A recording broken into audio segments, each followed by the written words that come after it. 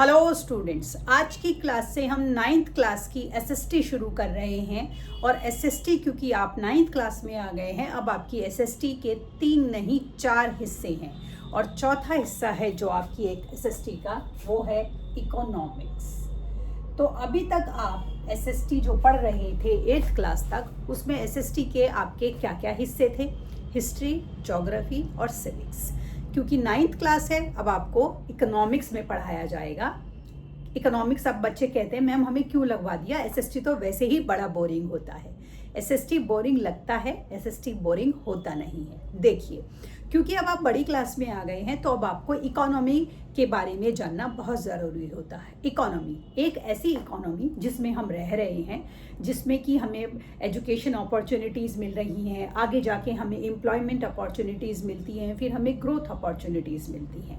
तो ये इकोनॉमी जिसमें हम रह रहे हैं, उसका जो बेसिक लेवल है उससे आपको इकोनॉमिक्स पढ़ाई जा रही है। तो जो इकोनॉमी, जैसे कि बहुत बड़े बड़े देश हो गए, डेवलप्ड कंट्रीज़ हो गई, डेवलपिंग कंट्रीज़ हो गई, पुअर कंट्रीज़ हो गई, ठीक है। इसी तरह हमारी क्या होती हैं, हमारी स्टेट्स हो गई, फिर हमारी सिटीज़ हो गई, हमारे टाउन्स हो गए, और फिर हमारे विलेजेस हो गए। तो सबसे छोटा आपका लेवल क्या आया? विलेज आया।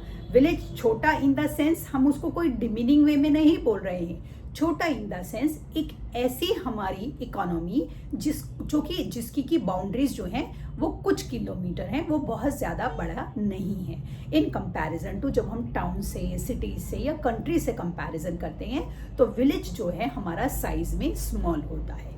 तो आपको विलेज से इकोनॉमिक्स पढ़ानी शुरू कराई जाती है ताकि आप उसको बेसिक लेवल से, ग्रास रूट लेवल से सीख सकें कि क्या होती है आपकी इकोनॉमी। तो जैसे इकोनॉमी होती है, हमारा देश होता है, ऐसे ही हमारे विलेज के लेवल पर हम इसको शुरू करते हैं। तो जो आपका पहला लेसन है वो है story of village Palampur. Village, गांव, ठीक है। अब जैसे कि आप गांव के बारे में सुनते होंगे, समझते होंगे या एक्सपेक्ट करते होंगे, आप में से बहुत बच्चे, अगर आपके ग्रैंड पेरेंट्स किसी ऐसी जगह रह रहे हैं जहाँ पर बड़े खेत हैं, कुएं हैं, और वो एनिमल्स को रियर करते हैं, घर में ही बफेलोज और काउस को उन्होंने पाला हुआ है, तो आपको ये लगेगा कि ये गांव होता है। क्योंकि सिटीज़ में जहाँ हम लोग रहते हैं वहाँ पर ये सब करना पॉसिबल नहीं होता।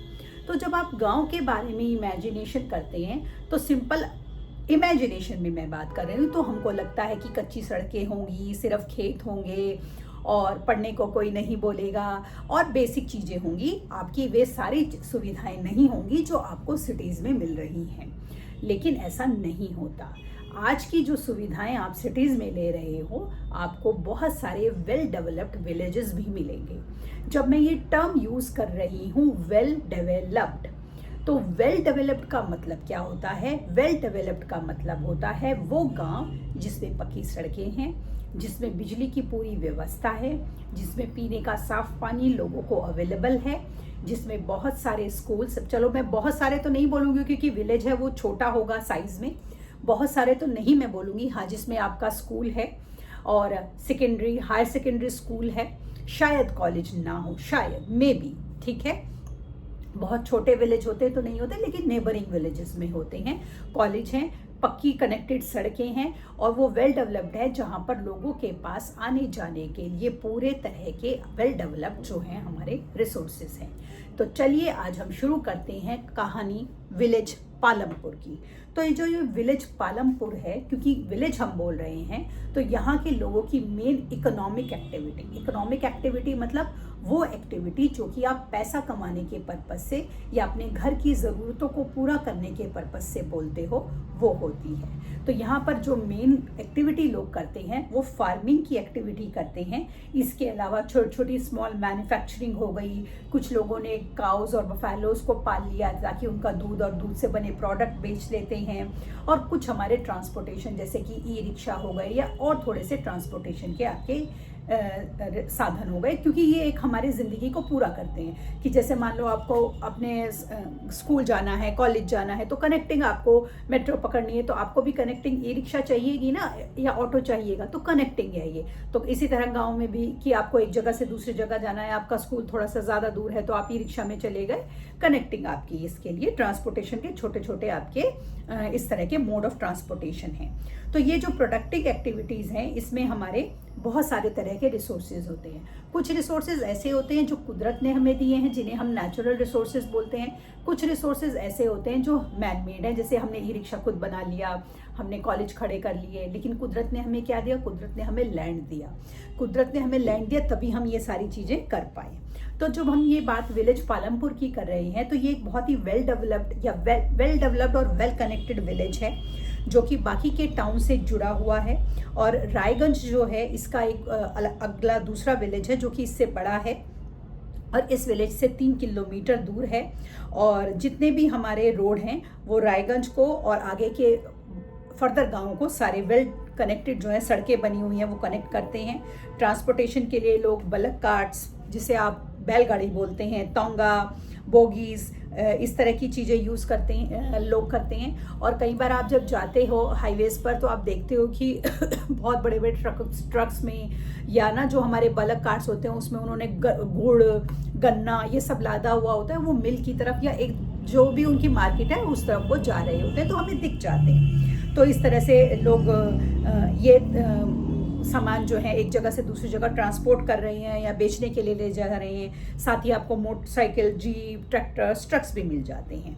तो ये जो विलेज पालमपुर है इसमें करीब 450 के करीब फैमिलीज़ रहती हैं, जिसमें अलग अलग कास्ट के लोग रहते हैं। इसमें 80% अपर कास्ट की फैमिलीज़ हैं जिनके पास बहुत मेजॉरिटी ऑफ लैंड है उस गाँव के अंदर, और उनके जो घर हैं थोड़े बड़े हैं और पक्के बने हुए हैं, ईंटों के, सीमेंट से पक्के बने घर हैं। बाकी की 20% पॉपुलेशन जो है वो दलित की या SC STs की है, जिनकी पॉपुलेशन कम है। ये विलेज के एक कोने में छोटे बने घरों में रहते हैं, और ये घर जो हैं इनमें से कुछ के घर जो हैं वो मड और स्ट्रॉ के बने हैं, और लेकिन सबके घरों में, मोस्ट ऑफ द हाउसेज में इलेक्ट्रिसिटी का कनेक्शन है। ठीक है। पालमपुर में 2 प्राइमरी स्कूल्स हैं। प्राइमरी स्कूल्स आप समझ सकते हैं जहाँ पर आप अपना 10th तक या 5th क्लास तक की आप किसी उसमें ना, वैसे तो 5th क्लास तक होता है, कभी कभी वो 10th तक की भी लिखा होता है प्राइमरी स्कूल है। वैसे 6th क्लास जो 5th क्लास तक होती है वो आपकी प्राइमरी स्कूल्स हैं। तो वो आपके प्राइमरी स्कूल है। हाई स्कूल जो आपका 6 से लेकर 12 तक हो गया, कई जगह 6 से लेकर 10 तक होता है आपका हाई स्कूल, वहाँ है। एक प्राइमरी हेल्थ सेंटर है जो कि गवर्नमेंट रन करती है, जहाँ पर डिस्पेंसरी है, जहाँ पर बीमार लोगों का इलाज कराया जाता है। और पालमपुर वेल कनेक्टेड सड़कों से, बाकी उससे देश से जुड़ा हुआ है। तो चाहे अब हम ये बोलें कि यहाँ पर वेल डेवलप्ड सिस्टम ऑफ हमारे रोड्स हैं, ट्रांसपोर्टेशन है, इलेक्ट्रिसिटी है, इरिगेशन की पूरी फैसिलिटीज़ है, स्कूल है, हेल्थ सेंटर है।